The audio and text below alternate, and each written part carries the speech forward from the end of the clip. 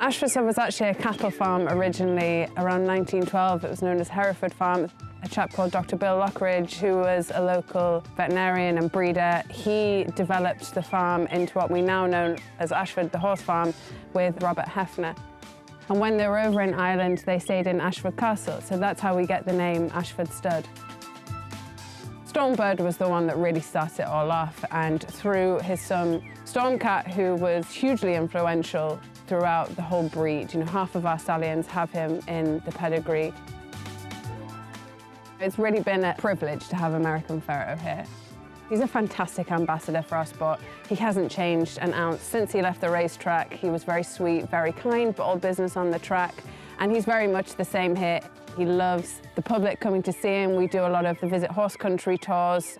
We've had quite a lot of people propose in front of American Pharoah. Thankfully, so far, all the respective ladies have said yes. We've had no no's so far.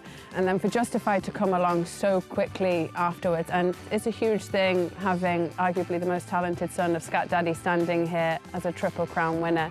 He gets just as much attention as American Pharoah does. So to have the two of them together, it's very, very cool to be able to show him off.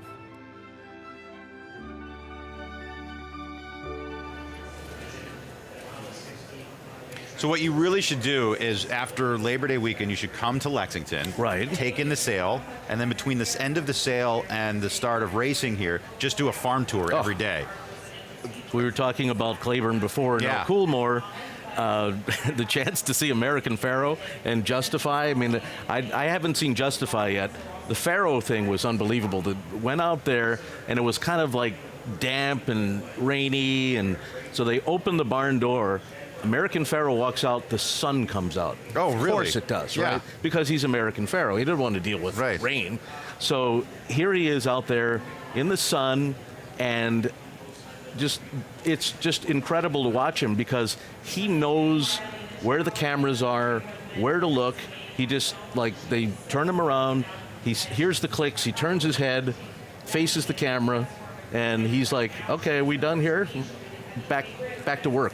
And his work is fun. It was really amazing how generous Bob Baffert and Ahmed Zayat were with his availability throughout his run to the Triple Crown, which was great for racing at the time because we hadn't had a Triple Crown winner in so long, but how they could be that way with him because he was like a well-trained dog. It was crazy. They took him out at Keeneland. There were hundreds of people swarming him, and he just stood there like a statue, like, yeah, hey, come on in. It was unreal. So my deal with him, I had never had a chance to get up close and personal with American Pharoah during the Triple Crown. So before the Travers at Saratoga, I said to Bob Baffert, can I meet American Pharoah? And he takes me back there after American Pharoah had trained in the morning. And not only does he have me come up to American Pharoah, he hands me American Pharoah's lead and walks away. Yeah. I am not a hands-on horse person. Here I am holding the Triple Crown winner. He's just kind of looking at me like, hey, what's up, dude?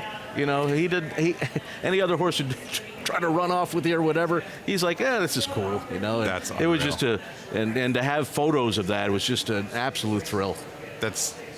I mean, the animals really are the star of the show, obviously, but I mean, horses, man, there's something about them, that old adage, there's something about the outside of a horse that's good for the inside of a man.